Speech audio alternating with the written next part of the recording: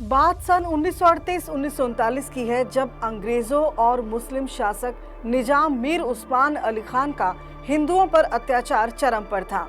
निजाम ने अपने फरमानों से आर्य संस्कृति को जड़ से उखाड़ फेंकने की चाल चली थी। धर्म प्रचार, जलसा जुलूस पर पाबंदी लगा दी गई थी। ओम के ध्वज की जगह निजाम का ध्वज फहराने का आदेश दे दिया गया था। यज्ञ न करने का फरमान था। हिंदुओं का इन फरमानों से खून खौल रहा था, मनों में रोष था। लेकिन सवाल यह था कि अब आगे कौन आए, कौन निजाम रियासत की बंदूकों की गोली खाए। ये काम तो कोई साहसी ही कर सकता है।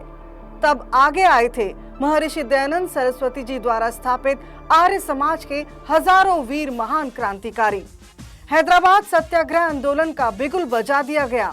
महात्मा नारायण स्वामी जी के नेतृत्व में ऋषि भक्तों ने विरोध जताते हुए रियासत में प्रवेश किया और ओम का नाद गुंजाते हुए गिरफ्तारियां दी गईं। निजामशाही ने जेल में और जेल से बाहर सत्याग्रहों पर मनमाने अत्याचार किए, लेकिन आर्य समाज के साहसी वीर रुके नहीं, डरे नहीं। इस आंदोलन को सफल बनाने में अनेक आर्य वीरों द्वारा प्राणों की आहुतियां तक दी गई थी।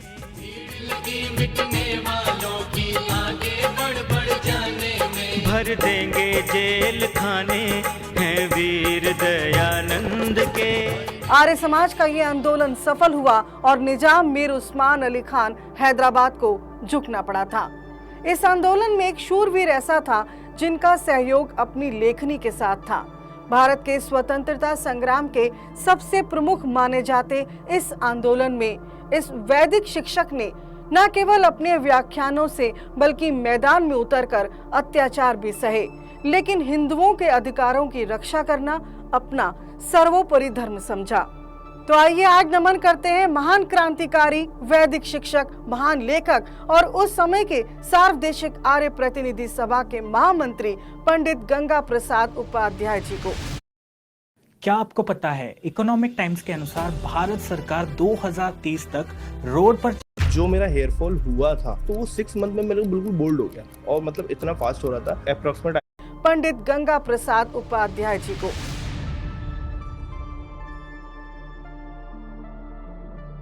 पंडित गंगा प्रसाद उपाध्याय आर्य समाज के उज्जवल नक्षत्र हैं।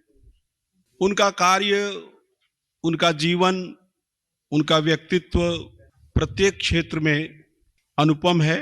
ऐसा प्रायः होता है, प्रशासक व्यक्ति लेखन का काम प्रायः कम करते हैं, संगठन का काम करना और भी कठिन होता है। लोगों के दिमाग में कोई बात पहुंचाई जाए, उसके लेखन का स्तर बहुत सरल भाषा में, सीधी नपी तुली भाषा में और थोड़े पृष्ठों का होता है। और दूसरी तरफ एक से एक गंभीर विषयों पर सैकड़ों और हजारों पृष्ठ लिखे जाते हैं। लेकिन ये सारी विशेषताएं एक व्यक्ति में आकर अनुस्यूत हो गईं और वह व्यक्ति थे पंडित गंगा प्रसाद उपाध्याय। नमस्ते जी, मैं हूं हरप्रीत कौर। हैदराबाद सत्याग्रह आंदोलन में हिंदू धर्म की रक्षा में आर्य समाज का योगदान, ये इतिहास आपने जाना। भारत के स्वतंत्रता संग्राम का जो किस्सा हमने आपको अभी बताया है, आर्य समाज के योगदान के ऐसे अनेकों किस्से हैं जो अत्याचार, बलिदान, संघर्ष और समर्पण की राहों से गुजरते हुए आजादी की मंजिल तक पहुंचे हैं। इस संग्राम को सफल बनाने में देश के महान लेखकों की बात करते हैं तो आर्य समाजी लेखक पंडित गंगा प्रसाद उपाध्याय जी का नाम अग्रणी है। पंडित जी के दर्शन और सिद्धांत के अनेकों उच्च कोटि के ग्रंथों ने देश प्रेमियों का मार्गदर्शन किया था और आज भी करते हैं। हिंदी और संस्कृत के साथ पंडित जी को उर्दू, फारसी, अरबी और अंग्रेजी भाषा का अच्छा ज्ञान था। आपके उत्कीर्ण ग्रंथों में आस्तिकवाद, अद्वैतवाद, जीवात्मा, philosophy of Dayanand, Vedic culture, the Vedic view of life, worship, reason and religion, superstition मुख्य है। मसीहुल इस्लाम, मुकद्दस दयानंद, मुकद्दस आहे बेजुबा आदि उर्दू काव्य भी उन्होंने लिखे। इनके अलावा इस्लाम के दीपक, आर्य समाज और इस्लाम प्रसिद्ध ग्रंथ रहे। आर्योदय 2 भाग संस्कृत में काव्य है। तथा कोसे कज़ा उर्दू आपके द्वारा रचित कविता संग्रह है।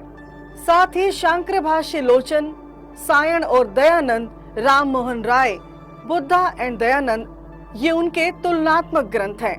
पंडित जी ने मनुस्मृति, ऐत्रेय ब्राह्मण, शतपथ ब्राह्मण, मीमांसा दर्शन के हिंदी रूपांतरण प्रस्तुत किए हैं। इनमें मनुस्मृति भूमिका और हिंदी अनुवाद सहित शुद्ध परिष्कृत संस्करण निकाला, जिससे पाठकों को मनुस्मृति में सभी श्लोकों के हिंदी में अर्थ मिले तथा मूल व प्रक्षिप्त श्लोकों का ज्ञान हुआ। पंडित जी ने ऐसे अनेकों छोटे बड़े महत्वपूर्ण ग्रंथ लिखे जिन्हें विद्वानों तथा पाठक वर्ग ने मुक्त कंठ से सराहा है। इन सब में अत्यधिक प्रसिद्ध रहा महर्षि दयानंद सरस्वती द्वारा रचित पुस्तक सत्यार्थ प्रकाश का अंग्रेजी अनुवाद। पंडित जी की द लाइट ऑफ ट्रुथ नाम से आई पुस्तक ने उन रीडर्स के लिए आसान कर दिया जो भाषा बनी बाधा के कारण महर्षि के विचार और उपदेश पढ़ नहीं पा रहे थे। महर्षि ने भारत के असीम कल्याण के लिए, जन जन तक पहुंचने के लिए संस्कृत के साथ ही हिंदी बोलना आरंभ किया था। जन जागरण के लिए अपने व्याख्यानों की भाषा हिंदी कर दी थी और शायद इसी कारण सत्यार्थ प्रकाश की भाषा भी हिंदी ही रखी। अपने आदर्श के दिखाए रास्तों पर चलते हुए पंडित गंगा प्रसाद उपाध्याय जी ने उनके विचारों को देश ही नहीं विदेशों में भी पहुंचाने की ठानी और इसका अंग्रेजी में अनुवाद कर डाला। वर्ष था 1881। उत्तर प्रदेश का जिला एटा नदरई कासगंज कस्बे में 6 सितंबर को पिता कुंज बिहारी लाल और माता गोविंदी देवी के यहाँ बालक ने जन्म लिया। नाम रखा गया गंगा। परिवार से भरपूर प्यार मिला, लेकिन होनी को कौन टाल सकता था। अल्प आयु में ही पिता का देहांत हो गया। घर के हालात कमजोर हुए, लेकिन गंगा प्रसाद के इरादे नहीं। ज्ञान में विशेष रुचि जारी रही। 1908 में स्नातक तथा 1912 में अंग्रेजी साहित्य से एमए किया। 1923 में इलाहाबाद यूनिवर्सिटी से दर्शन शास्त्र में एमए किया। फिर इसी यूनिवर्सिटी के मेरठ कॉलेज के प्रोफेसर रहे। समय गुजरता गया। शिक्षा विभाग के साथ पंडित जी ने टिहरी गढ़वाल जिले में मुख्य न्यायाधीश के रूप में कार्य किया। लेकिन फिर एक समय ऐसा आया जब अंग्रेजों के कुशासन ने पंडित जी को झकझोर दिया। देशवासियों को गुलामी की बेड़ियों से आजाद करवाना ही पंडित जी ने अब अपना ध्येय बना लिया। 1918 में उन्होंने समाज सेवा के लिए सरकारी नौकरी तक छोड़ दी। अपनी लेखनी द्वारा स्थानीय प्रचार के साथ साथ आर्य प्रतिनिधि सभा के अधिवेशनों में भाग लेते रहे। लेखों तथा व्याख्यानों द्वारा आर्य समाज की सेवा करते रहे। आर्य समाज और हिंदू सुधार आंदोलन में अपनी रचनाओं से विशेष अलग जगाई। महर्षि दयानंद सरस्वती जी की शिक्षाओं और आर्य समाज की मान्यताओं को जन जन तक पहुंचाने वाले पंडित गंगा प्रसाद जी भारतीय राष्ट्रीय कांग्रेस के सदस्य भी रहे।